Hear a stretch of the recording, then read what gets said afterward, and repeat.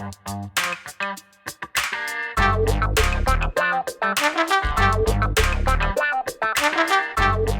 guys, Montel here. Welcome to this edition of Let's Be Blunt with Montel.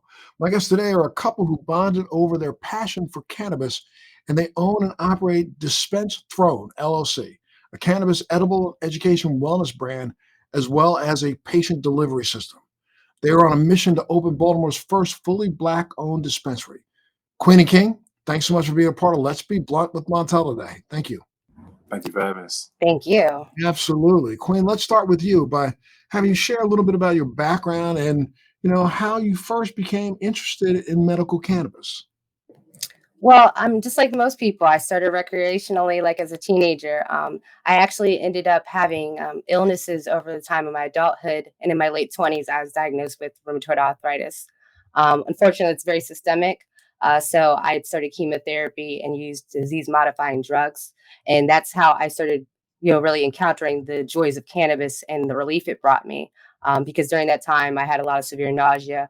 I also encountered other people that were in the chemotherapy program that was way more severe. And I started seeing that there was such a need for more availability, not just of cannabis, but cannabis in different delivery methods.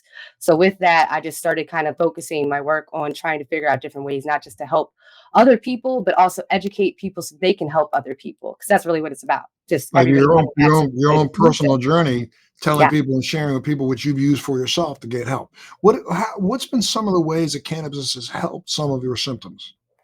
The biggest thing I always tell people is like nausea is one of those things that can knock your whole day off. But as well as I have joint like deformities. So over time, like I've had a lot of relief with that. Like I used to have a really deformed finger. Now it's come down a lot. So it's giving me as well as just muscle relief, joint tension relief, just ease of life. So instead of having 6 to 7 hours of pain, maybe I'll have like an hour or two of pain a day, which I can deal with because I can go on the rest of my day. And it keeps me from having to be in bed all day or using a cane, which I used to use. What's been your delivery system of choice? I really love blunts. There's something about them. They're just special. But I also am very into topicals, edibles. So that's also like RSOs, coconut oils that are infused. But also I make things that are used for like baths. So people that have like muscle spasms usually use them for baths as well. So I love blunts, but I love my cannabis in any way. Well, and again, and I'm not asking you to be a doctor in this, but just Sorry. that's right. Again, I'm not asking you to be a doctor in this, but can you tell me a little bit about? Have you noticed? I know RA, the inflammatory issue is just like MS is our major nemesis. You seem to get some anti-inflammatory relief. Yes. You smoke a blunt with, I guess. Yes, anti-inflammatory relief is probably the major thing I teach about is because people think that it's just cannabis that gives that, but there's different terpenes in different cannabis that provide like immense, anti-inflammatory properties. Some like are bronchodilators. So with RA, it also affects my lungs. So that actually helps me breathe better. People think that, cannabis is so simple, but like there's so many complexities that it touches all those body systems that do your muscles, that your joints, even your skin. Like there's so many things about RA people don't understand, but my system is attacking itself. So cannabis brings relief to it so that it slows the attack so that I can, have a normal life. Gotcha. And Ken, why don't you tell me a little bit about your background in cannabis? Well, I'm not as exciting as Queen. Jumped on pretty late, actually, not too far, long before I met her. I should say I used to be against cannabis use. I was one of those guys, younger in my life. I knew younger folks, friends, family members that used it, and I always thought there was something wrong with it because it was illegal. And then I feel like later on in the process of me going through a period in my life with deep depression, loss of family members, loss of jobs and things like that, I turned to cannabis actually with a close family member, and they put me on it. This was in the process of it becoming legal in certain states and all, and just gave me more research about it. So I really picked up on more of the recreational side of it. Not really, because it was more medicinal as well, I guess, if you include depression and anxiety and things of that nature. I mean, yes. I mean, we do know that a lot of people who gravitate to cannabis, whether that they gravitate to it because they believe that it's for a medical reason. I believe that there is no recreational use of cannabis. I think it's all some form of medical use. Some people won't admit to the fact that they use it to reduce anxiety. They want to relax when they come home from work. They want to go to sleep better. They want to ease some of their pain, maybe back pain, joint pain. They don't recognize that that's an underlying medical reason. So, I mean, I kind of hate the term adult use and recreational use because I think it's As all do I. I just try and use it because it's what people use, but I feel like, yes, it should just be people use, like it's healing. People just heal for absolutely. their own reasons. It is. It's been around for thousands of years for that sole purpose of healing. So, I think that I'm glad that and you King decided that it did provide you with some relief for some of your own illness or ailments, did it not? King, Yes, I'm sorry. Yes, I'm it sorry. did. I didn't know you asked me a question. I'm sorry, I'm Montel. sorry. I said no. It helped you, provided you some relief from some of your own ailments, correct? Yes, sir. It did. I realized once I started using it that, as I said, anxieties went down, depression. I dealt with back pain since I've been a teenager. Just normal, a bunch of things. As Queen said earlier, we say the same thing. Recreational really isn't recreational, as you said. Everybody's using it for some reason. There's some reason that they, turn towards it and wanted to use it. They may not know why. It's probably because, simple things as depression and anxiety, as I said, and just needing, a step away from life. Yeah. But like I said, I found cannabis maybe around almost 30. I'm now almost 36. I'm 36 in November. So I was a late bloomer. But I met this lovely lady. She taught me so much information about it. I was already a guy that was big in business. I graduated from Polytechnic in Baltimore City. So I just wanted to, get off the ground and do something different. As I said, I was going through a hard time in life. And she told me she had an idea, and that's something that I stood behind 100%. I told her the day of that I, just want to start something. We should give everybody a chance to know this information and be able to use this medical, miracle that's put on this earth. And we've been rocking since then, Montel. And how did you meet? Now, where was this? That you met at a party? You met out hanging out, or what? How'd you You meet? want to tell them, or you want me to tell them? I mean, I guess I'll give them a version. We met in a group actually on Facebook that was about cannabis. So she was actually in the group trying to teach people about, the medical uses, because the same thing we just said earlier, folks thought it was more just recreational.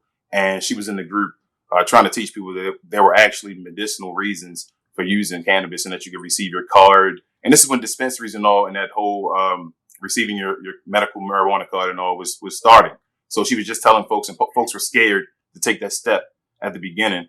I talked to her as far as letting her know I saw something, she was ahead of the curve. She was being the Walmart at that time, as far as being the original where you can go ahead and, I saw the vision, I should say, Montel. And once I saw that, I met up with her. I asked her, did she want to talk for a second? From that point on, we had discussions about cannabis and other things. I think it was at a Applebee's, maybe. No, we actually went to a Golden Corral. Golden Corral. For That Super was Bowl. our first date. And Wow. from that point,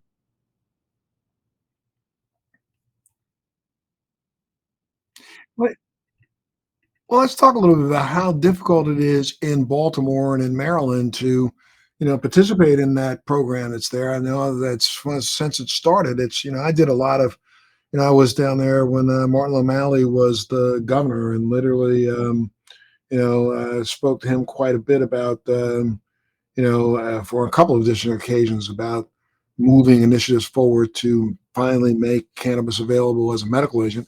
But the state has been mired in its own muck for years. That's a good word for it. As Baltimore, as Maryland started to break out of this malaise of good old boy network and trying to help actually deliver the product.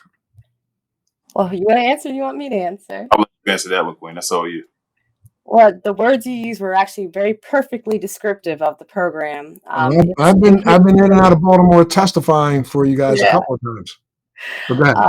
And unfortunately, I wish I could say it's gotten better. Unfortunately, it's just been a lot more stops because of just all the rumored corruption that was involved in the program when it was in its inception. And because of that, they've kept a lot of people of color out of, not even just the licensing, but growing as well. Like they had very high minority participation in the licensing proceedings, but they didn't have high licensing approval for minorities. Like thankfully, like we in this state, we have, the first dispensary that was like the youngest dispensary owner that was a Black woman in this country, Hope Wiseman. She's in PG County, which where I'm from actually. But in Baltimore, no. If you go there, it's unfortunately how you would see a facility maybe like on the West Coast. They're trying to operate the same way, but because of the pricing structures, it puts a lot of that medicine out of the hands of people really that really need it. And it also keeps the jobs away from, people that maybe already have a legacy in cannabis, maybe people that were already growing on the black market or creating concentrates on the black market. A lot of them have been shut out. And it's unfortunate the longer we go into the program, we have more dispensaries that are established that, are owned by not people of color that are actually trying to block minorities from ownership by doing like legislative actions. So it's really unfortunate because we obviously have a huge melting pot, not just in Maryland, but in Baltimore City. It's a beautiful mix of different people and cultures, but so much of the poverty rate in the country is also concentrated in Baltimore. And so many of the neighborhoods, the infrastructures, the schools, the communities would benefit from that cannabis.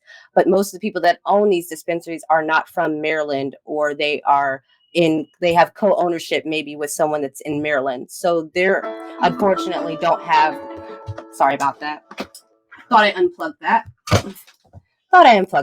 But as I was saying, unfortunately in Baltimore City, it still is a huge, non-minority ownership, a huge staff of non-minority people, and the trickle down of the people coming into Baltimore are not people usually from Baltimore. So the people in Baltimore that would like the medical cannabis, either they cannot get access to it because of the pricing, they cannot get access to it because of the medical cannabis cards, which was, as he was mentioning, that was like kind of my first initiative when I started. It was that I was the first person in one of the counties that, purchased cannabis legally. And I was a Black woman. And I thought that was a major thing once I started realizing the people I was seeing at these dispensaries coming in were not minorities. There was very few minority ownership of cannabis cards. So the main thing that we want to do is not just bring those jobs, not just bring, the community, but it's the idea of cannabis has that black box on it. Like it's the association with it for people of color is still just such a negative tone. And even though as culture changes and like, we have more celebrities that are very open about their cannabis use, you included as well. Well, I've been open about my cannabis use for over 20 years. And as I said, I felt like we were kindred spirits. Like I told my mother, I was like, you know how big I am on cannabis, and especially scientifically. And, I saw you with Sanjay Gupta a few years ago, and I was like, thank you so much, Montel. Thank you for speaking for us. We appreciate it. And so that's kind of what I want to do. Like I've been writing for a long time and then teaching classes, educating, and running our day-to-day business. We are open 5 days a week, sometimes 7 days a week, depending on the need, because unfortunately, as we said, the access to cannabis, unfortunately, is still so marginalized on so many different levels that it's going to take an overhaul to fix it. But too many people benefit from it that, unfortunately don't have the best ideas in mind for the people, not just Baltimore, but of Maryland, unfortunately. Yeah, I mean, states they're still wrestling with. I've been involved with a couple of an organization that has literally gone before, gone into court a couple of times now to argue over some of the ways that the licenses were granted and some of the lies that were perpetuated that literally are set up to block people of color in Maryland. I don't understand it. And it's hurtful as well because we constantly encounter people where we tell them what we do, or they see us at an event, or they see us talking, and we constantly have people that are unfortunately, in bigger positions than us that own these businesses that will tell us, well, you can't. And it's like, well, why can't we? We're knowledgeable. We understand the laws. We understand the science. We understand the community aspects of it. Like all we need is a license. That's all we need. And we already have a following because people believe in us and they see what we've done as far as not just our advocacy, but the fact that we've stood up to everything we've ever said and we've gone against those companies. Those same dispensaries here have taken ideas of ours and manipulated them and made them their own product, knowing that we can't go back at them because they have that golden ticket. Do you currently have a license? No. So how are you operating? How do you operate without one in Maryland? CBD. That's Huh? all. We just deal with CBD right now, Montel. But we Oh, do wow. focus more of our THC stuff in like DC, where obviously it is recreational legal. Virginia, we've started spanning out there as well, where it's recreationally legal. So you don't get to work with THC at all. Not I enough. do, as long as I'm not in Maryland, pretty much. Yeah. Gotcha. Which is always funny because they always ask for speakers about, THC stuff at programs. And I'm always in a position where, can I talk about it? We all know it's here and it's medical, but unfortunately it's that transition to us having that legal medical ownership is just still so out of reach because, as you mentioned, every time there's a licensing comes up, there's legislation, there's obstacles put in the way that they still have not continued their next round of licensing, and they have not for the past 5 years. Right. That's really crazy. And the first group of licenses went to a whole bunch of cronies. Right? Yeah, I get to say that. I mean, you don't have to say that. I'll say Oh no, we it. love that you say it. So Yeah, we love that. Thank you. Again, back up for a second. Now, tell me about the edibles that you guys create. You were able to create terpene and CBD infused edibles, no THC. Yes, and I also use CBD there. So there's lots of different extracts from cannabis that are not psychoactive, so they are legal to use. Like obviously Delta 8, CBD, CBG. So it just really depends on what the client needs. So some clients maybe need something like I was saying earlier for anti-inflammatory. So I would need something with CBG, or CBN. And then some people they really like the CBD for anxiety. So I'll add something like that in. But as I said, in DC, that's where I focus more of my teaching of, THC and teaching people how to make their own cooking and infusions in their own homes in DC. So, obviously I can't come to their own house sometimes. And DC has an entirely bizarre Oh feeling. yeah, they're ahead of the curve, but then they're not ahead of the curve. No, they're behind the curve. Yeah, Right? like where they're you're not ahead, allowed, but you're not yeah. really allowed to sell the cannabis, but you can. I still don't understand those laws there. That's what's the I-71 compliancy. So it's a gifting system. So you can gift cannabis to somebody, and that they can donate to you in return. Or they can buy hardware. They can buy hardware, and you can gift them the cannabis to go along with it. Yes, that's absolutely ridiculous. Yeah, the fact that people have to, it's bartering essentially. Well, I have had a couple of people on my podcast that are in Maryland that have had dispensaries. I will say they were Caucasian. Are there any African American dispensary owners in Maryland that can sell THC products?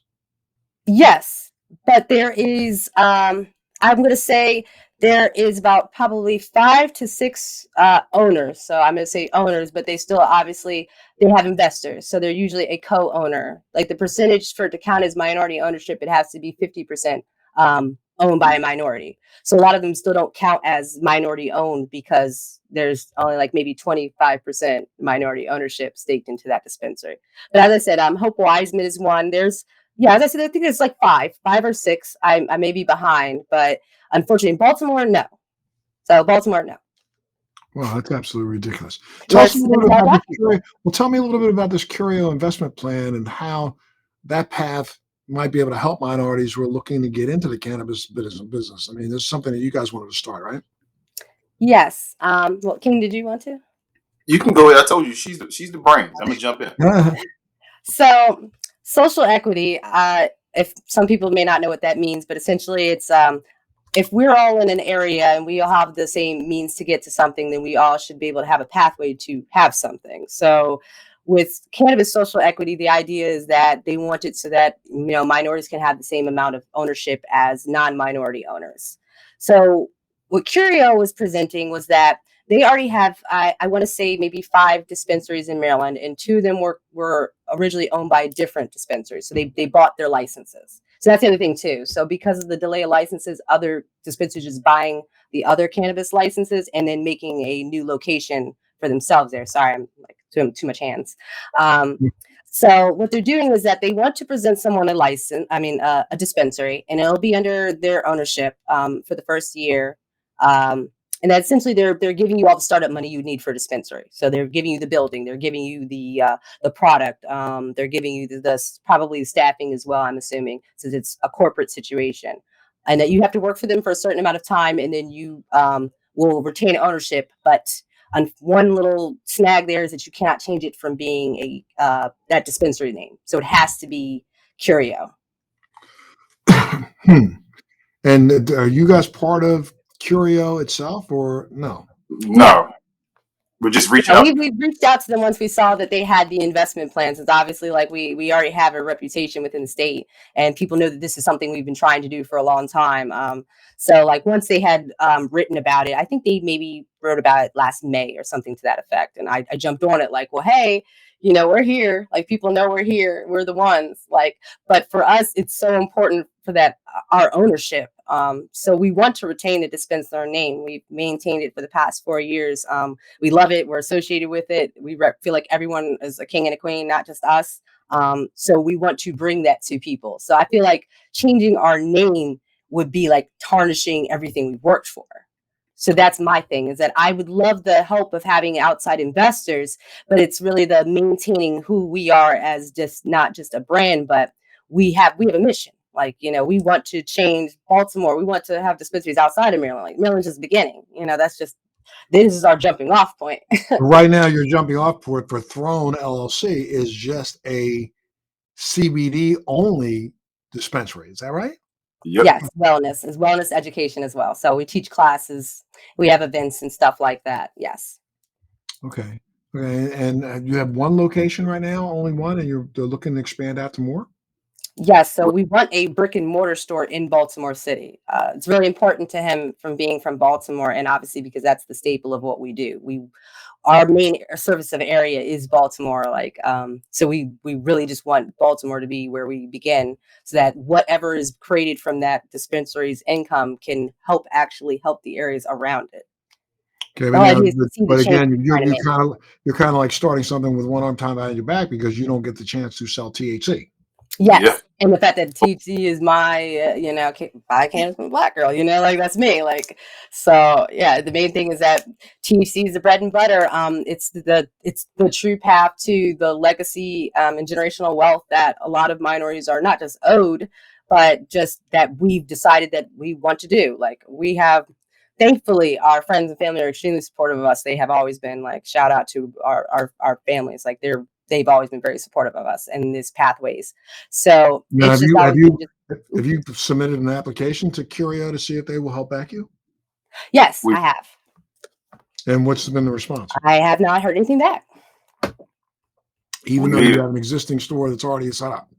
Yeah, I have not heard anything back. It's interesting because about 1,200 people have viewed that video just on Facebook, and it's been shared, about 100 times. And the people put "I agree" in the comments, telling Curio that they agree, that they think Dispense Throne would be the ones that can be able to carry this on. But unfortunately, no, we haven't heard back from them. Yeah, we did a video petition, Montel, and posted it on Facebook and got a bunch of backing and all. We've been Curio, I believe Curio Wellness saw it. It's one of the people that we saw that actually looked at it. So we haven't heard anything back. We're just still trying to reach out. As you said, getting the THC involved is the big boy. And me being from Baltimore, she said, my goal really is bigger than this. It's on a political background and all. Like I think cannabis can do a whole bunch for our city to change the stigma, not only for cannabis, but for actually the city itself. I feel like it's a bunch of money that's available that can go towards a bunch of different things. So that's more of my alignment of this in this the throne. I just want to go and get, I feel like it's just something big and major, and I see, other companies just profiting off of it, and you don't know where it goes. We have no idea how it even runs. It's just a system that's, basically, I don't want to call it a scam. It's just no one knows. It's not federally regulated in a way where you can actually see what's going on with the money. It's just basically they got to follow a set of instructions. They have to pay a fee yearly or monthly or whatever, to make sure they're giving the right amount to each patient and all. So we've done all the background research. We've looked all this stuff up. We're basically, if you look on our page, if you look at the followers, we have more followers than a bunch of other dispensaries in our city. Like most dispensaries, if I can go that far, in our city, our page has more followers than those. Whereas folks that actually know our mission have been following us for basically this half a decade and know what we've been trying to do, and that we'd be a big step. And as Queen said earlier, a lot of guys, I mean, you can't say they're taking your stuff, but we see things that we actually, promote on our page, and we're open about it. And we see things that become items in dispensaries where they then sell to customers and things like that, or patients, I should say. And And so people it's just will hard. say, "Oh, is that y'all?" And we're It's like, "No." just hard seeing that type of stuff going on and sitting around and knowing you can't get involved when you I feel like got if you to did. tell you something. I've been watching this for the last 20 years because I run my mouth quite a bit myself and talk about a lot of the things that I've been working on for the last 20 years. And I've seen all of those actually ideas. I'll be speaking this year at the Cannabis Science Center again, a Yeah, conference yeah, with again. Josh. I love And him. and as I speak at those conferences, I do share a lot of information that ends up being put into place. I mean, I was talking about CBD long before anybody even Yeah, you brought the were. word CBD. So, yeah, very, very interesting. If people wanted to get more information about your particular type of dispensary, because I guess that also is, since you're only dealing in minor cannabinoids and not THC, you can sell across state lines, right? Yes, we Mhm. can. So if Absolutely. people wanted to get more information, where do they go? They can go to it's basically a Facebook site, www.facebook.com/The Throne LLC, all one word. They can find out information there. If they want to find out more information about our medibles or edible information, they can go to www.facebook.com/DQ Lifted Kitchen. Okay, all right, for sure. Well, look, I mean, I want you guys to keep me posted on what you're doing, and how you're moving forward. And you always have a home here if you want to come back and chat a little bit more, chop it up some more. We can Definitely. definitely do that. How long do you think it will be before Maryland gets their act together? Either one of you. Um, so Well, I've started seeing I mean, some movements recently, but unfortunately, as I said, with all the legislative stuff that was going on, it was just like there was a lot of blocking. But it looks like now they're starting to get an idea of when we're going to start our next round of licensing, and we will be there. I yeah, mean, I got to say, I've found that it just seems like in Maryland, until you come and stick a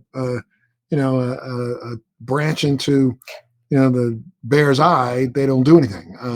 Yeah, I've been back and forth this state a couple times, sticking branches in bears' eyes, and seem to get them to move an inch further and an inch further, but they don't seem to take the big step. So you think it's going to happen in the next year or so? I'll answer this. I'll answer it the short way. When you see us, it's happened. That's how I feel. Huh, gotcha. Okay. That's that'll how be your update. us, our what we can do, our knowledge and everything. Once they allow us on board, that's when you know it's changed. Okay, for sure. Well, I got to thank you guys for being here and being part of Let's Be Blunt. People want to get more information again, they go to www.facebook.com/The Throne LLC or www.facebook.com/DQ Lifted Kitchen. all right, my friend. Well, thank you so much for being a part of the show today. I have people make sure they reach out to those websites that you just gave up, and make sure you also tune into the next edition of Let's Be Blunt with Montel. Yes. Thank Thank you. you, Montel. Thanks for joining me on Let's Be Blunt with Montel. Please make sure you're subscribed and hit the bell to be notified when new episodes post each week. We'd love to hear your feedback also, so please send us your comments.